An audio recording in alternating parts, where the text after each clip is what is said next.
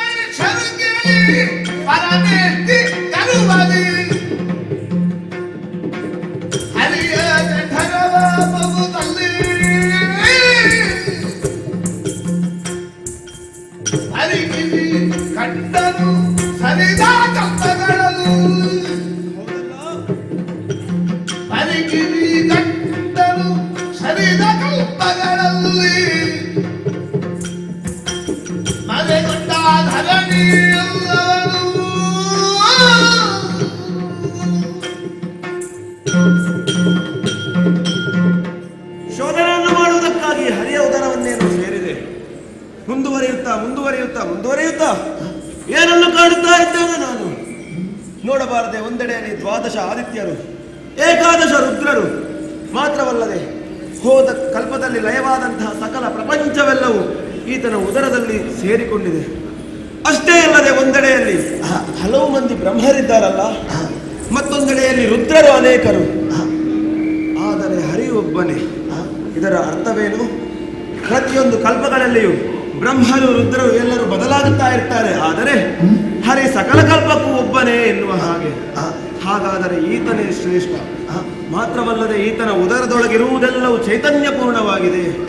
ನನ್ನ ಉದರದೊಳಗಿದ್ದದ್ದೆಲ್ಲವೂ ತಟಸ್ಥ ಭಾವವನ್ನು ಹೊಂದಿತ್ತು, ಆದರೆ ಈತನದ್ದು ಹಾಗಲ್ಲ. ಮಾತ್ರವಲ್ಲ, ನನ್ನ ಉದರದಲ್ಲಿದ್ದದ್ದೆಲ್ಲವೂ ಬಣ್ಣಮಯವಾಗಿತ್ತು, ಆದರೆ ಇವನಲ್ಲಿ ಆ ಬಣ್ಣವೇ ಇಲ್ಲ. ಹಾಗಾದರೆ ಈತನೇ ಪರಂಬ್ರಹ್ಮನಲ್ವೇ? ಅರ್ಥವಾಯಿತು. ಬರಿದೇ ವಾದವನ್ನು ಮಾಡುವುದಕ್ಕೆ ಹೇಳಿದೆ. ಏನು ಮಾಡೋಣ? ಈ ವಿಚಾರವನ್ನು ಈಗ ಆತನಲ್ಲಿ ಹೇಳಬೇಕಲ್ಲ. ಹಾಗಾಗಿ ಹೊರ ಹೋಗುತ್ತೇನೆ ಎನ್ನುವ ಹಾಗೆ ಹೊರ ಹೋಗುವುದಕ್ಕೆ ಬಂಧದ ಪಥವನ್ನೇ ಅನುಸರಿಸಿ ಮೇಲೆ ನಿಂತನು ಅಂತಾದ್ರೆ ಏನು ಆಶ್ಚರ್ಯ. ಆ ದಾರಿಯನ್ನೇ ಆತ ಬಂಧಿಸಿದ್ದಾನಲ್ಲ, ಹಾಗೆ ಮತ್ತೆ ಕೆಳಗಿಳಿದೆ ಆ ಪದವನ್ನು ಬಂಧಿಸಿದ್ದಾನೆ. ಒಂದಲ್ಲ ಎರಡಲ್ಲ, ನವದ್ವಾರಗಳನ್ನು ಬಂಧಿಸಿ ಬಿಟ್ಟನಲ್ಲ. ನನಗಾದರೂ ನವದ್ವಾರಗಳನ್ನು ಬಂಧಿಸುವುದಕ್ಕೆ ಅಸಾಧ್ಯವಾಯಿತು, ಆದರೆ ಈತ ಅದನ್ನು ಸಾಧಿಸಿ ತೋರಿಸಿದ್ದಾನಲ್ಲ. ಹಾಗಾದರೆ ನಾನು ಹೊರ ಹೋಗುವ ಬಗೆಯಾದರೂ ಎಂತು? ಏನು ಮಾಡುವುದು? ತಾಯಿ ಆಡಿದ್ದಾಳೆ, ಕಷ್ಟ ಬಂದಾಗ ನನ್ನನ್ನು ಸ್ಮರಿಸಿ ಎನ್ನುವ ಹಾಗೆ. ನನಗಿರುವುದು ಆಕೆ ಮಾತ್ರ. ಆಕೆಯನ್ನು ಸ್ತುತಿಸ್ತೇನೆ, ನೋಡೋಣ.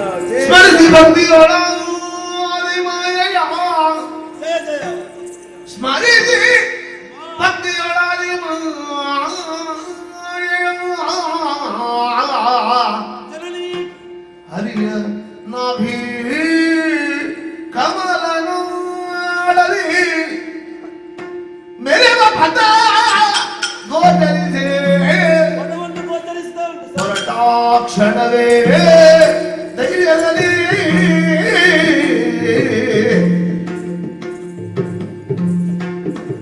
ಬರುತ್ತಿರಲು ಹರಿಯೋದ ವಟಭದ್ರ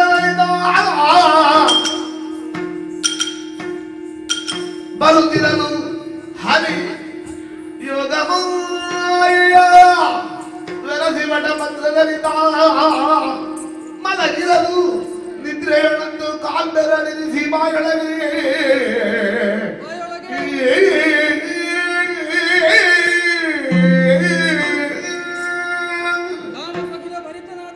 ಈಶ್ವರ ಮೊದಲೇ ನನ್ನಲ್ಲಿ ಅರಕವಾಗಿದ್ದ. ಈಗ ನನ್ನ ಉದರವನ್ನು ಶೋಧಿಸುವುದಕ್ಕಾಗಿ ರಾಜಸಗುಣ ಭರಿತನಾದಂತಹ ಬ್ರಹ್ಮನೂ ನನ್ನ ಉದರವನ್ನು ಸೇರಿದ್ದಾನೆ.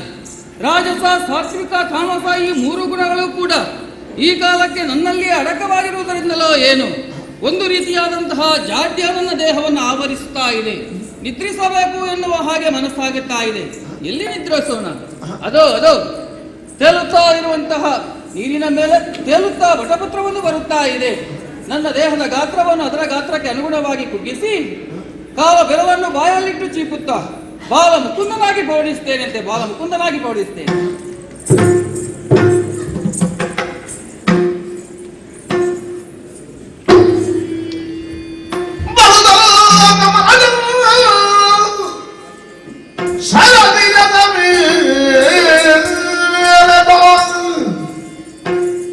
ಬರುತ್ತಲ ಕಮಲದವು ಸರದಿರದ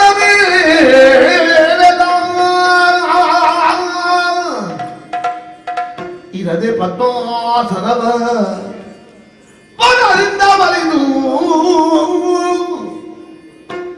ಕುಳ್ಳಿರುತ್ತನ ದೆಸೆ ನೋಡೆ ಮೆರೆದನಾತ್ಮಗಳಿಂದ ಇರದೆ ಮೇಲಕ್ಕೆ ನೋಡಲು ವನ ಪಂಚವದನದಿವು ಪರಿಶೋಭಿಸುತ್ತಲವಾದು ಹರಿಯ ಪದಯುಗಳವು ಸ್ಮರಿಸುತ್ತ ಭಕ್ತಿಯೋ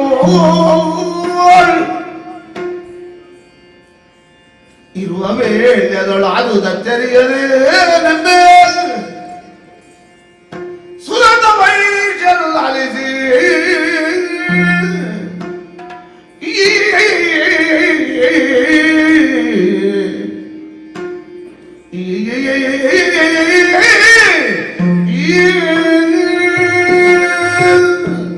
ಮಾತೆಯನ್ನು ನುಡಿಸಿದಾಕ್ಷಣ ಬೆಳಕೊಂದು ಕಂಡು ಬಂತಲ್ಲ.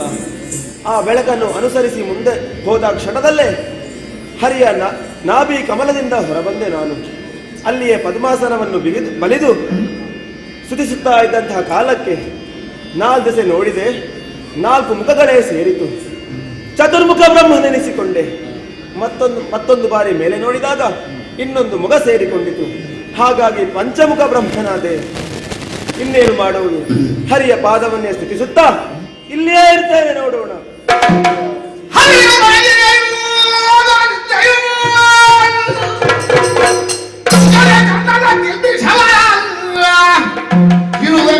ಹೊರಗಡೆ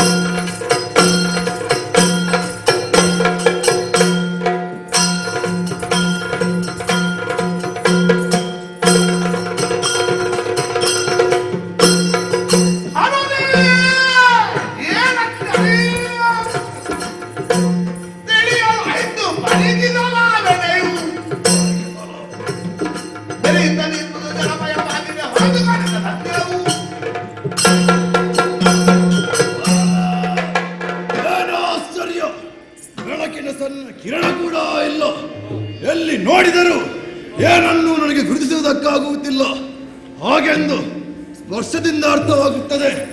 ಅಪಾರವಾದ ಜಲರಾಶಿಯ ಮಧ್ಯೆ ನಾನು ಹುಟ್ಟಿಕೊಂಡೆ. ಇದ್ದಕ್ಕಿದ್ದ ಹಾಗೆ ನಾನು ಹೇಗೆ ಹುಟ್ಟಿದೆ? ಯಾರು ನನ್ನ ಹುಟ್ಟಿಗೆ ಕಾರಣ? ನನ್ನ ಜೊತೆ ಇನ್ನೋರ್ವ ಇದ್ದಾನೆಯೇ ಅಥವಾ ಹಲವಾರು ಇದ್ದಾರೆ? ಇದಕ್ಕೆಲ್ಲ ಉತ್ತರ ಸಿಗಬೇಕಾದರೆ ನಾನು ಇಲ್ಲಿಯೇ ಇರುವುದಲ್ಲ, ಈ ನೀರಿನಲ್ಲಿ ಇನ್ನೊಬ್ಬನ ಇರವನ್ನು ಹುಡುಕುತ್ತಾ ಸಾಗಬೇಕು.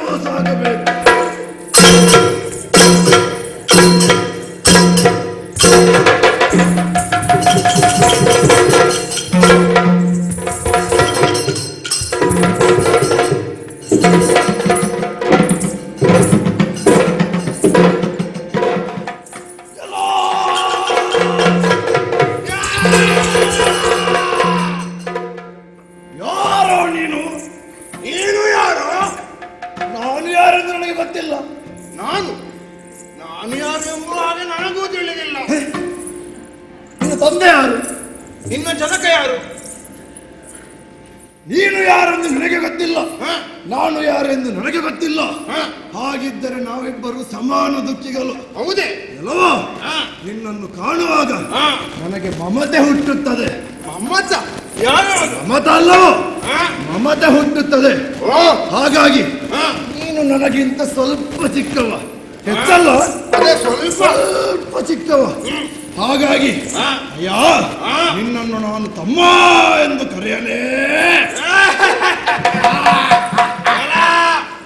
ನಿನ್ನನ್ನು ಕಾಣುವಾಗ ಓಹೋ, ನನಗಿಂತ ಸ್ವಲ್ಪ ದಷ್ಟಪುಷ್ಟ ಆಗಿದ್ದೀಯ. ಹಾಗೆ ನಿನ್ನನ್ನು ನೋಡುವಾಗ ನನಗೆ ಮನದಲ್ಲಿ ಭಕ್ತಿ ಗೌರವ ಮೂಡುತ್ತಾ ಇದೆ. ಹಾಗಾಗಿ ನಿನ್ನನ್ನು ಅಣ್ಣ ಎನ್ನಲೇ. ಅಣ್ಣ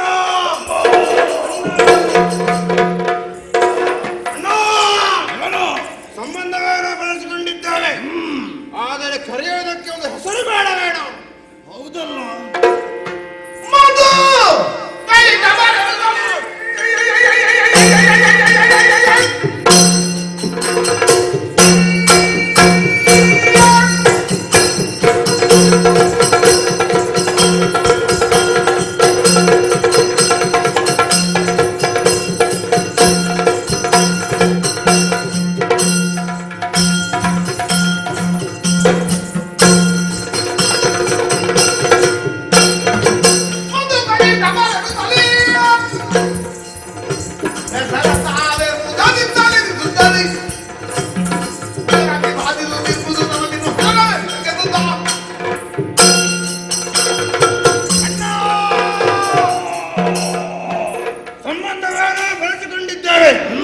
ಆದರೆ ಲೋಕದಲ್ಲಿ ಸಂಚರಿಸುವಾಗ ಮೂರನೆಯವರು ಯಾರಾದರೂ ನಮ್ಮನ್ನು ಕರೆಯುವುದಕ್ಕೆ ಒಂದು ಹೆಸರು ಬೇಡವೇನು? ಹೌದು. ಹೆಸರು ಎಂದಾದ ಮೇಲೆ ಅದು ನಮ್ಮ ಶರೀರಕ್ಕೆ ಅನುಗುಣವಾಗಿರಬೇಕು. ಸರಿ. ಹಾಗಾಗಿ ನಿನ್ನನ್ನು ಪರೀಕ್ಷಿಸಿ ನೋಡುತ್ತೇನೆ.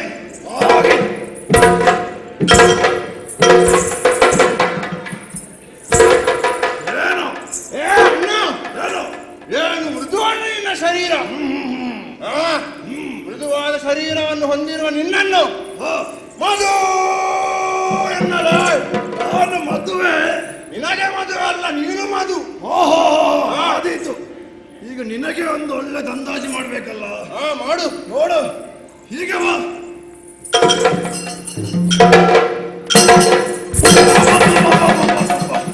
ಕೈ ಮುರಿದೇ ಹೋಯಿತು. ಗಟ್ಟಿ ಗಟ್ಟಿ ಗಟ್ಟಿ ಕಠಿಣವಾದ ದೇಹ ಸೌಷ್ಠ ನಿನ್ನದು. ನೀನು ಗಟ್ಟಿ. ಹಾಗಿದ್ದರೆ ನಿನ್ನ ಹೆಸರು ಗಟ್ಟಿ. ಗಟ್ಟಿಯ ಹಾಗೆ ಯಾರು ಹೆಸರಿಡುತ್ತಾರೆ? ಆಗುವುದಿಲ್ಲ. ಇಲ್ಲ. ಹಾಗಾದರೆ ಹೀಗೆ ಮಾಡು. ಹೇಗೆ? ಕಠಿಣವಾದ ದೇಹವುಳ್ಳವ ನೀನು. ಹಾಗಾಗಿ ನನ್ನ ತಮ್ಮ ಅಣ್ಣ ಮಧು. ಅಣ್ಣ ಏನೋ ಹೆಸರನ್ನೇ ನೆನೆಸಿಕೊಂಡಿದ್ದಾರೆ. ಆದರೆ ಸೊಂಟದಿಂದ ಸ್ವಲ್ಪ ಮೇಲೆ, ಕಂಠದಿಂದ ಸ್ವಲ್ಪ ಕೆಳಗೆ, ಮಧ್ಯಪ್ರದೇಶದಲ್ಲಿ ಏನಾಯ್ತಲ್ಲಿ? ಏನೋ ಚುರು ಚುರು ಚುರು ಚುರು ಚುರು ಚುರು. ಹಸಿವೆ ಹಸಿವೆ. ಹೌದಯ್ಯ. ಅಣ್ಣ ಕಾಣಿಸುತ್ತಿದೆ ಜಲರಾಶಿ. ಜಲ ಎಂದಾದ ಮೇಲೆ ಜಲಚರ ಪ್ರಾಣಿಗಳು ಇರಲೇಬೇಕು, ಇರತಕ್ಕದ್ದು ಇರಬೇಕು. ಹಾಗಾಗಿ ಜಲವನ್ನು ಕದಡೋಣ.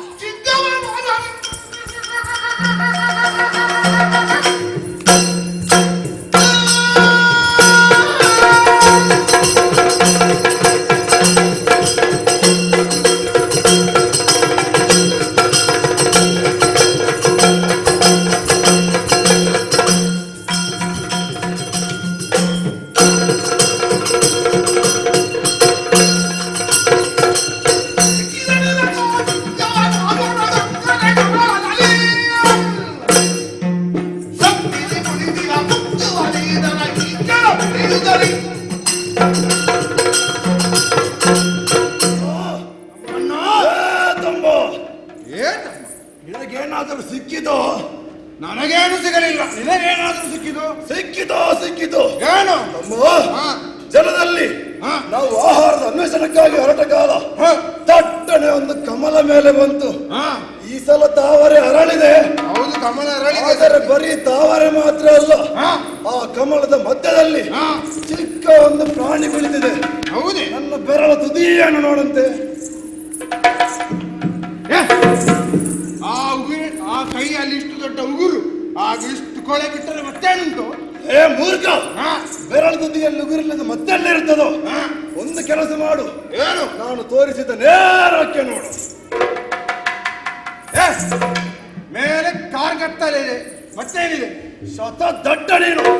ಹೀಗೆ ಮಾಡು, ಒಂದು ಸುತ್ತು ತಿರುಗು ನೋಡು.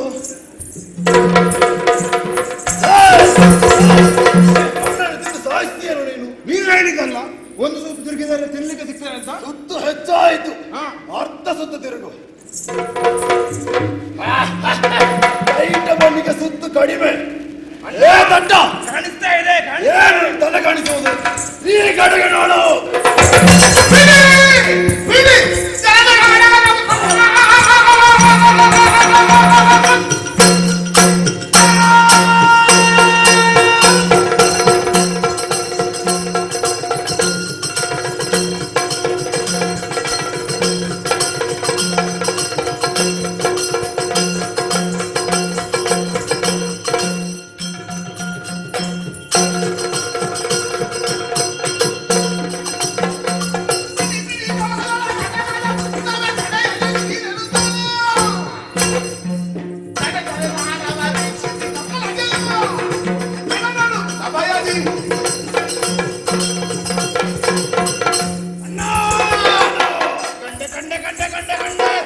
ಯಾವುದರ ಗಂಡೆ?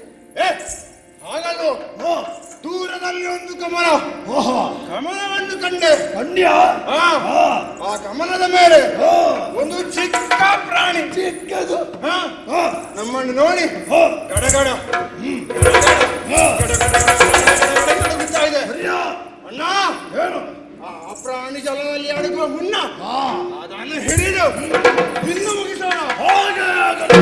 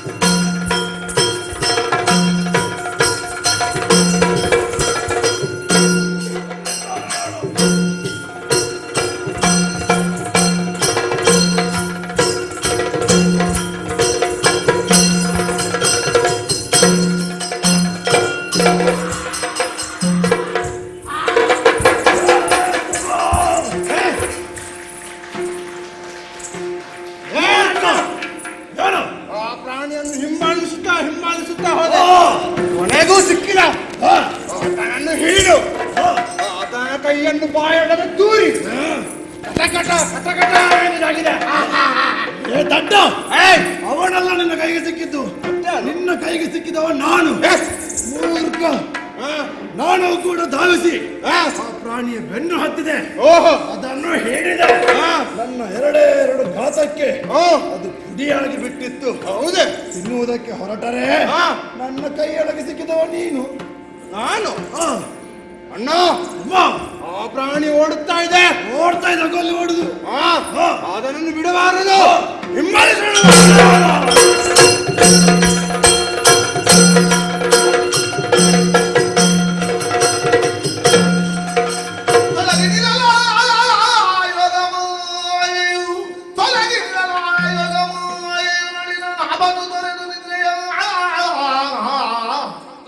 ಕುಳಿತಿರಲು ಕಿರುನಗೆಯ ವಿರುದ್ಧ ನನ್ನವರನಲ್ಲಿ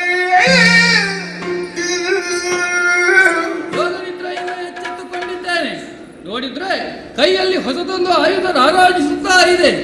ಕಾರ್ಯಕಾರಣವಿಲ್ಲದೆ ಇದು ನನ್ನ ಕೈಗೆ ದಕ್ಕುವುದಕ್ಕಿಲ್ಲ ಎನ್ನುವಂತಹ ಮನವರಿಕೆಯೂ ನನಗಾಗಿದೆ. ಮಾತೆಯ ಅನುಗ್ರಹ ಇದು ಅಂತ ಭಾವಿಸ್ತೇನೆ. ನೋಡಿದ್ರೆ ಜಲವೆಲ್ಲ ಪ್ರಕ್ಷುಬ್ಧಗೊಂಡಿದೆ. ಏನದು ಸದ್ದು, ಏನದು?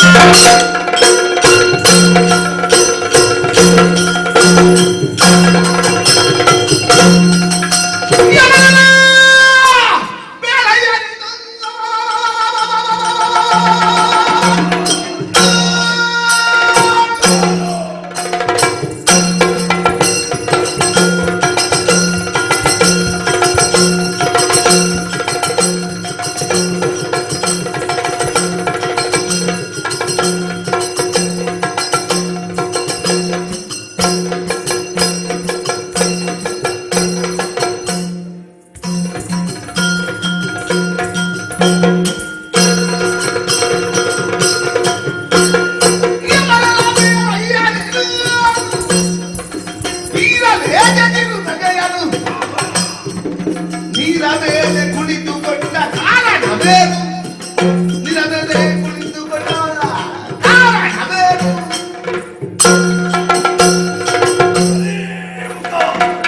ಎಲ್ಲ ಇದಕ್ಕಿಂತ ಮೊದಲಂದನ್ನು ನಾನು ನೋಡಿದ್ದೆ. ಅದು ಸೊಂಟದಿಂದ ಕೆಳಗೆ ನೋಡುತ್ತಿತ್ತು. ನೀನು ಸೊಂಟದಿಂದ ಕೆಳಗೆ ನೋಡುವ ಜಾತಿಯಲ್ಲ. ನನ್ನ ಮುಖವನ್ನೇ ನೋಡುತ್ತಾ ಇದ್ದಿ. ನೀರಿನ ಮೇಲೆ ಕುಳಿತು ಮಂದಹಾಸವನ್ನು ಬೀರುತ್ತಾ ಇದ್ದಿ. ಏ ಕರಿಮುಖ, ನೀನು ಕಪ್ಪು ಕಪ್ಪೆ. ಬೆಳ್ಳಗಿನ ಹಲ್ಲನ್ನು ತೋರಿಸುತ್ತಾ ನಗುತ್ತಾ ಇದ್ದೀಯಲ್ಲ. ಈ ನೀರಿನ ಮೇಲೆ ಕುಳಿತದ್ದು ಯಾಕೆ ಹೇಳು? ಅವರೇ ನನ್ನ ಬೇಗ ಬರಲು ಕಂಡ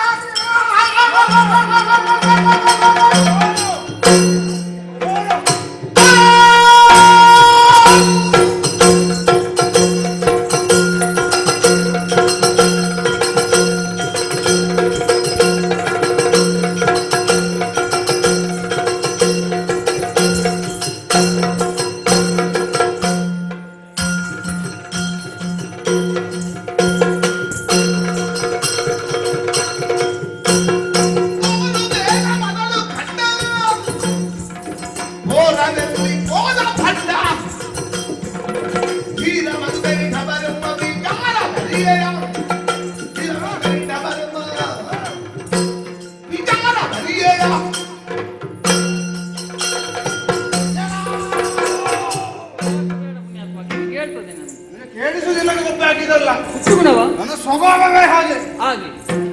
ಹಾ, ನನಗೆ ನಿನ್ನಲ್ಲಿರುವುದು ಒಂದೇ ಪ್ರಶ್ನೆ. ಏನು? ತೋರು ಬೇಗ ಮೊದಲು ಕಂಡ ಬೋರನೆಲ್ಲಿ ಬೋದ ಬಣ್ಣ. ಹೇಳು. ಒಳ್ಳೆ ಪ್ರಾಸ. ಪ್ರಾಸ ಅಲ್ಲ, ಉತ್ತರ ನೀಡು. ಉತ್ತರ ಕೊಡು. ಈಗ ನನ್ನನ್ನು ವಿಚಾರಿಸುವ ನೀವು ಯಾರು ಅಂತ ಗೊತ್ತಾಗಲಿಲ್ಲ. ನಾವು ಧೀರರು, ಶೂರರು, ವೀರರು, ರಣಗಂಭೀರರು, ಮಧುಕೈಟಭರು. ಮಧುಕೈಟಭರೇ ಮಧು ಕೈಟಭರೇ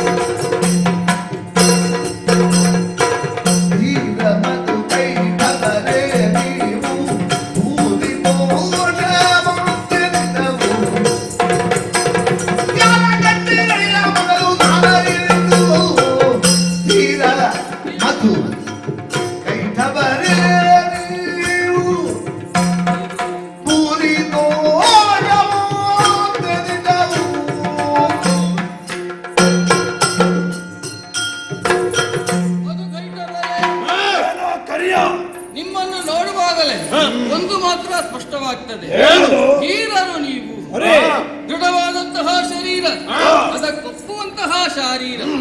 ನಿಮ್ಮ ಆಳಂಗವನ್ನು ನೋಡಿದ್ರೆ ಭೇದವನ್ನು ಕಲ್ಪಿಸುವುದಕ್ಕೆ ಯಾವನಿಗೂ ಸಾಧ್ಯವೇ ಇಲ್ಲ. ನಿಮ್ಮ ಮಾತುಗಳಿಂದ ಒಂದಂತೂ ನನಗೆ ಸ್ಪಷ್ಟವಾಗಿದೆ. ನಾನು ಬರುವುದಕ್ಕಿಂತ ಮೊದಲೇ ಯಾರನ್ನೋ ನೀವು ಕಂಡಿದ್ದೀರಿ ಎನ್ನುವುದು ಸ್ಪಷ್ಟ. ಯಾರನ್ನು ಕಂಡಿದ್ದೀರಿ ಎನ್ನುವುದನ್ನು ನಾನರಿಯೆ.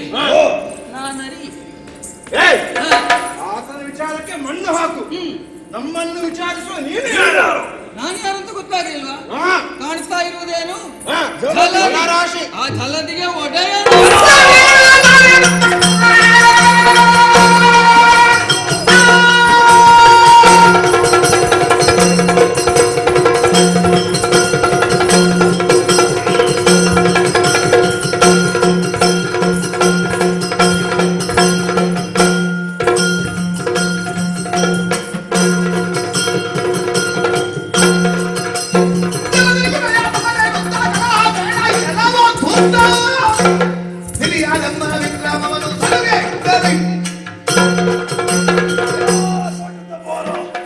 ಈ ಅಪಾರವಾದ ಜಲದಿಗೆ ತಾನೇ ಒಡೆಯ ಎನ್ನುವ ಹಾಗೆ ವ್ಯರ್ಥಗಳು ಬೇಡ.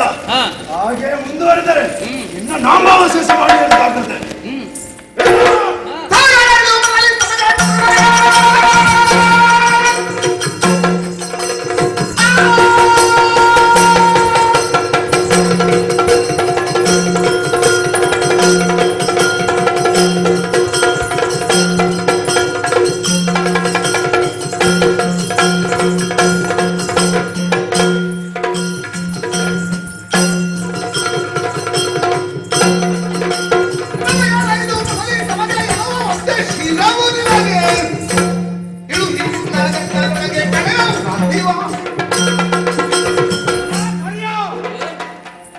ಅವನಿಗೆ 5 ತಲೆ, ನನಗೆ ಒಂದೇ ತಲೆ. ನನಗೆ ಸಾಕಾಗ್ತದೆ.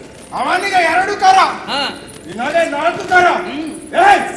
ಒಳ್ಳೆಯ ಮಾತಿನಿಂದ ಹೇಳುತ್ತೇನೆ, ಆತನನ್ನು ನಿನಗೆ ವಹಿಸಬೇಕು. ಇಲ್ಲದಿದ್ದರೆ ನಾನು ಹಿಡಿದು ಕೈಯಲ್ಲಿ ಹಾಕಿ ಕಸ ಕುಟ್ಟಿ ಪುಡಿ ಮಾಡಿ ಬಾಯಿಯೊಳಗೆ ಹಾಕಿ ನೀರು ಕುಡಿದು ಬಿಡುತ್ತೇವೆ. ನಿಮ್ಮ ಗಂಟಲಲ್ಲಿ ಇಳಿಯುವ ತುತ್ತು ಅಂತ ಭಾವಿಸಿದ್ರಾ? ನಿಮ್ಮ ಗಂಟಲಲ್ಲಿ ಕಾಣ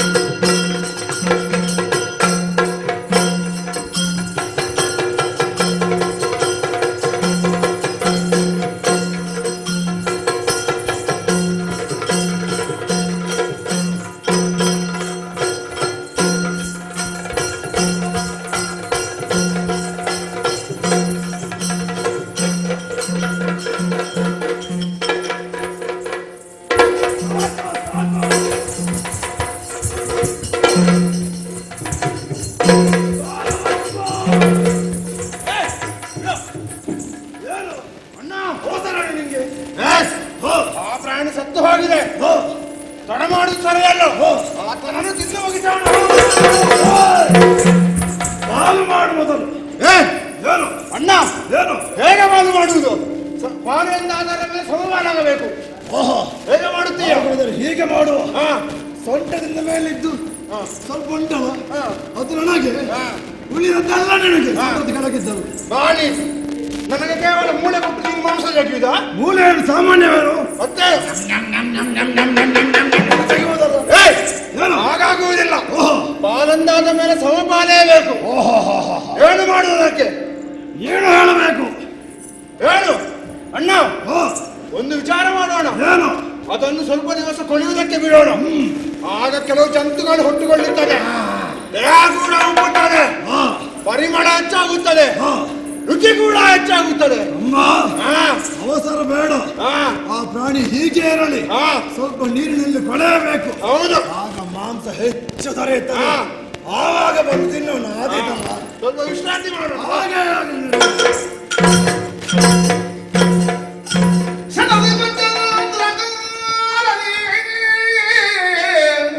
ಪಂಚಸಹಸ್ರ ಕಾಲ ವಿಜಯ ಸೇರಲಿ. ನಡೆದನಾದರೂ ಸ್ಮರಿಸಿ ಭಕ್ತಿಯೊಳಗೆ ಮನದೊಳರಿದರು ದೂರದೊಳ ಭಂಗವಿಲ್ಲ. ಮನದೊಳರಿದರು ದೂರದೊಳ ಸದಳ ಸಾಧ್ಯವಿಲ್ಲ.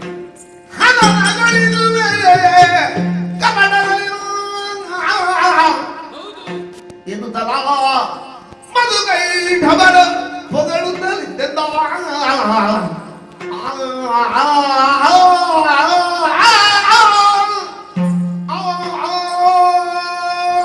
ಪಂಚಸಹಸ್ರ ವರ್ಷಗಳ ಕಾಲ ಈ ದಡುದನೊಡನೆ ಯುದ್ಧವನ್ನು ಗೈದೆ ಜಯಾಪಜಯ ನಿರ್ಣಯ ಆಗುವುದೇ ಇಲ್ಲ ಎನ್ನುವುದೇ ದಿಟವಾದ ಮೇಲೆ ಇನ್ನು ಯುದ್ಧವನ್ನು ಮಾಡುವುದರಲ್ಲಿ ಏನರ್ಥ ಉಂಟು? ಹಾಗಿದ್ರೆ ಏನು ಮಾಡೋಣ? ಚಿಂತಿಸುತ್ತಾ ಇದ್ದಂತಹ ಕಾಲದಲ್ಲಿ ಆದಿಯಲ್ಲಿ ಆದಿಮಾಯೆ ಆಡಿದಂತಹ ಮಾತು ನಮಗೆ ಬರುತ್ತಾ ಇದೆ. ಮಕ್ಕಳೇ, ಮುಂದಕ್ಕೆ ಕಷ್ಟ ಬಂತು ಅಂತಾದ್ರೆ ನಿಷ್ಠೆಯಿಂದ ನನ್ನನ್ನು ಭಜಿಸಿದಿರಿ ಎಂದಾದರೆ ಇಷ್ಟಾರ್ಥವನ್ನು ಪೂರೈಸಿಕೊಡುತ್ತೇನೆ ಎನ್ನುವ ಹಾಗೆ ಆದಿಮಾಯೆಯನ್ನೇ ಸ್ಮರಿಸಿದೆ. ಆಕೆಯೇ ನನಗೆ ಕರುಣಿಸಿದ್ದಾಳೆ ಅಭಯವನ್ನು. ಮಾತ್ರವಲ್ಲ, ಶಕ್ತಿಯಿಂದ ಇವರನ್ನು ಗೆಲ್ಲುವುದು ಸಾಧ್ಯವಿಲ್ಲ, ಯುಕ್ತಿಯಿಂದ ಹನನಗೊಳಿಸುವುದೇ ಲೇಸು ಎನ್ನುವ ಹಾಗೆ ಹಾಡಿದ್ದಾಳಲ್ಲ. ನೋಡೋಣ, ಬರಲಿ.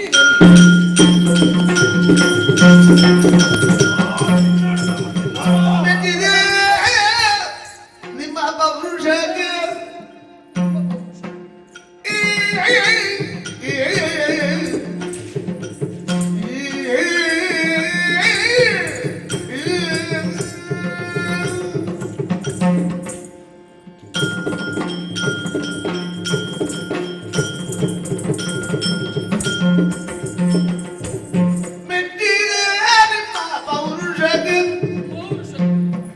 ಬಾಲು ಹೆಚ್ಚಿನ ತೋಳ ವಿಕ್ರಮಗೆ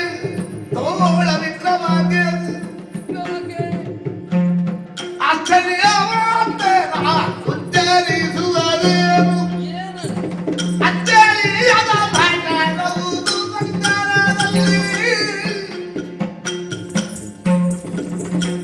ಮೆಚ್ಚಿದ ನಿಮ್ಮ ಪೌರುಷಕ್ಕೆ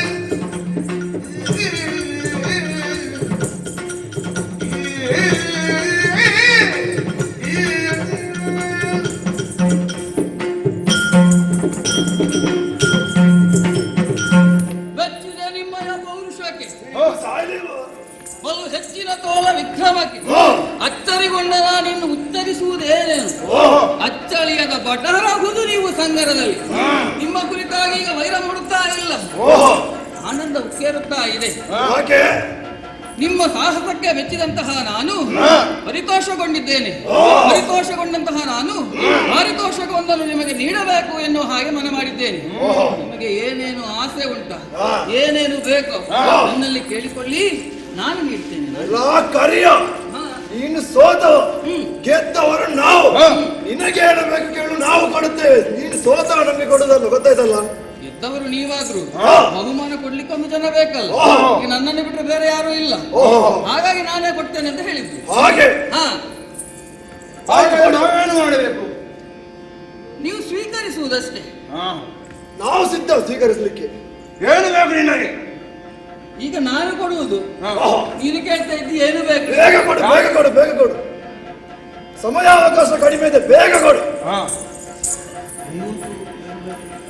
ನಾನೇ ಕೊಡುವುದು. ಮತ್ತೊಮ್ಮೆ ಹೇಳ್ತಾ ಇದ್ದೀನಿ, ನಾನೇ ಕೊಡುವುದು. ನೀವು ಹಾ. ಗೆದ್ದವರು ನೀವು. ಆದೀತು. ನಿನ್ನ ಬಹುಮಾನವನ್ನು ಸ್ವೀಕರಿಸುವುದಕ್ಕೆ ನಾವೀಗ ಏನು ಮಾಡ್ಬೇಕಂತ ಹೇಳು. ನಿನಗೆ ಹೇಳಬೇಕು. ನೀವು ನನಗೆ ಕೊಡುವುದಾ? ನಾನು ಕೊಟ್ಟದ್ದನ್ನು ನೀವು ಸ್ವೀಕರಿಸುವುದಿಲ್ಲ. ಇಲ್ಲ. ಸರಿ, ಓ, ಬರೇ ಬಾಯಿ ಮಾತಿನಲ್ಲಿ ಕೊಡ್ತೇನೆ ಅಂತ ಹೇಳಿದ್ರೆ ನಾನು ನಂಬುವುದಿಲ್ಲ. ಕರತಟ್ಟಿ ಭಾಷೆಯನ್ನು ಕೊಡಬೇಕು. ಅಷ್ಟೇ ತಾನೆ? ನೀನು ಕೇಳಿದ್ದನ್ನು ನಾವು ಕೊಡ್ತೇವೆ ಕೊಡ್ತೇವೆ ಕೊಡ್ತೇವೆ. ಏನು ನಾನಿಲ್ಲಿ ಭಾಷಣ ಮಾಡಿದ್ದ ನೀವು ಚಪ್ಪಾಳೆ ತಟ್ಟಲಿಕ್ಕೆ? ನೀನು ಹೇಳಿದಲ್ಲ ತಾನೆ? ನಿಮ್ಮ ಕರವನ್ನು ತಟ್ಟುವುದಲ್ಲ, ಮತ್ತೇನು? ನನ್ನ ಕರವನ್ನು ತಟ್ಟಿ ಭಾಷೆಯನ್ನು ಕೊಡಬೇಕು. ಆದೀತು. ಇದು ನಿಮಗೆ ಭಾಷೆಯನ್ನು ಕೊಡುತ್ತೇವೆ. ಸಿಕ್ಕಿದೆಯ ಕೈಗೆ ಬಲ್ ಸುತ್ತಿದ ಮೂರ್ಖರೇ ನಿಮಗೆ ತಕ್ಕುದಾದ ಮತ್ತಿಕ್ಕುವೆನಿದರು ತಕ್ಕದು ನಿಮ್ಮಯ ವಿಕ್ರಮಂದಗೆ ಸಿಕ್ಕಿದೆಯ ಕೈಗೆ ಬಲ್ ಸುತ್ತಿದ ಮೂರ್ಖರೇ ನಿಮಗೆ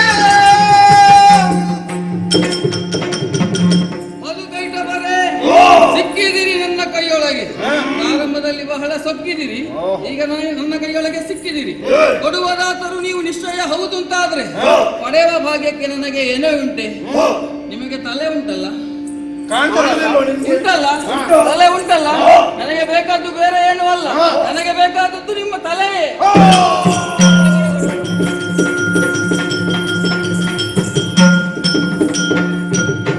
ಏನೋ ಮಾಡುವುದಮ್ಮ ಪ್ರಾಣವ ಕೆಡಿದ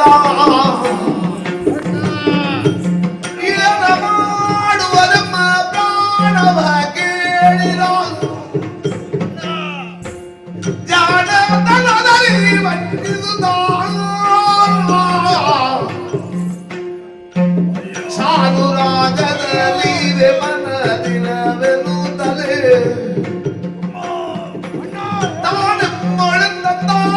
ಮಾತು ಏನ ಮಾಡುವುದೆಮ್ಮ ಪ್ರಾಣವ ಕೆಡಿದ ಜಾನದಲ್ಲಿ ವಂಚಿಸುತ್ತ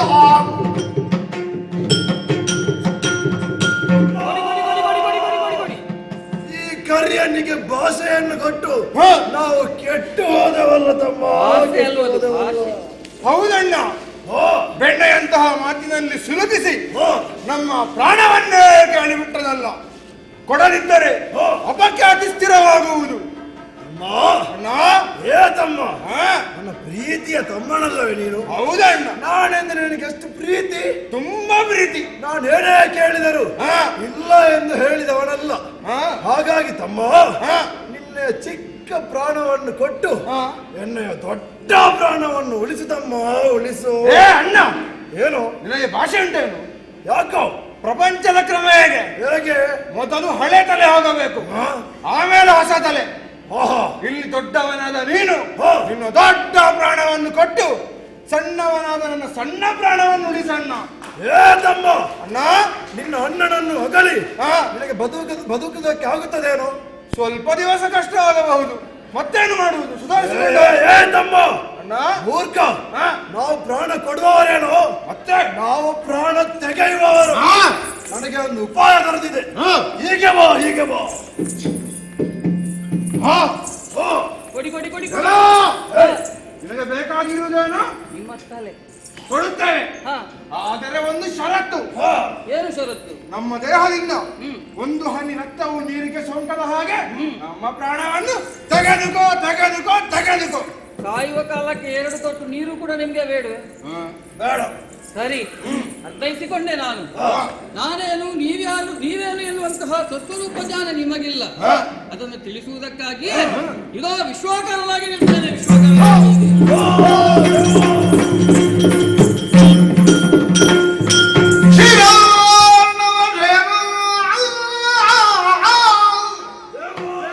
ನಾರಾಯಣ ನೀರದಳನಯನ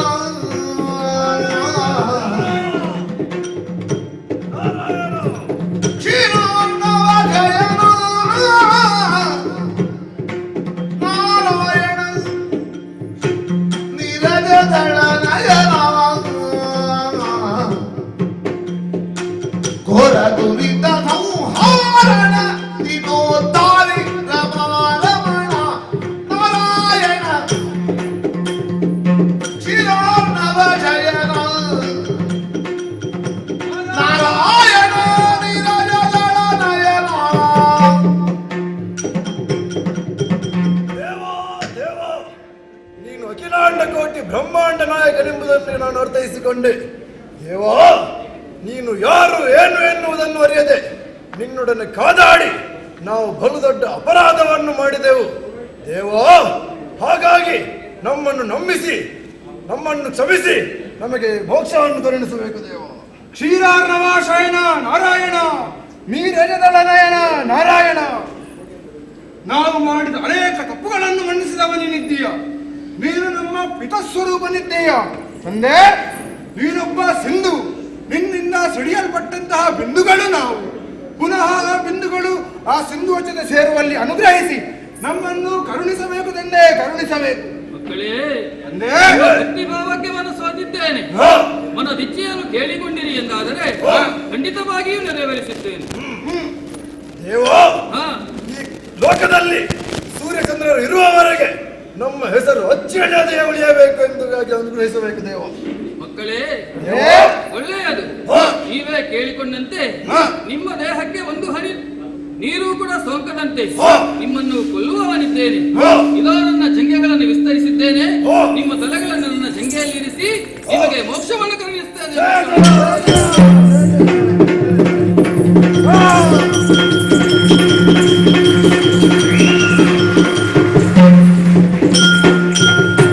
ಸರಿ, ಮಧುವನ್ನು ಕೊಂದು ಮಧುಸೂದನ ಎಂದೆನಿಸಿಕೊಂಡಿದ್ದೇನೆ.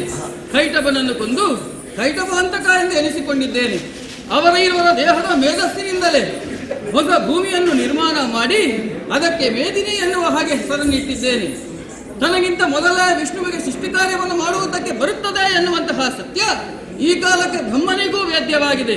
ಹರನನ್ನು ಲಯನ ಕಾರ್ಯಕ್ಕೆ ನೇಮಿಸಿ ಪರಮ ಭಾವನವಾದಂತಹ ಸೃಷ್ಟಿ ಕಾರ್ಯವನ್ನು ನೆರವೇರಿಸುವುದಕ್ಕೆ ಬೇಕಾಗಿ ವೈಕುಂಠ ಲೋಕವನ್ನು ಸೇರಿಕೊಳ್ಳಿ.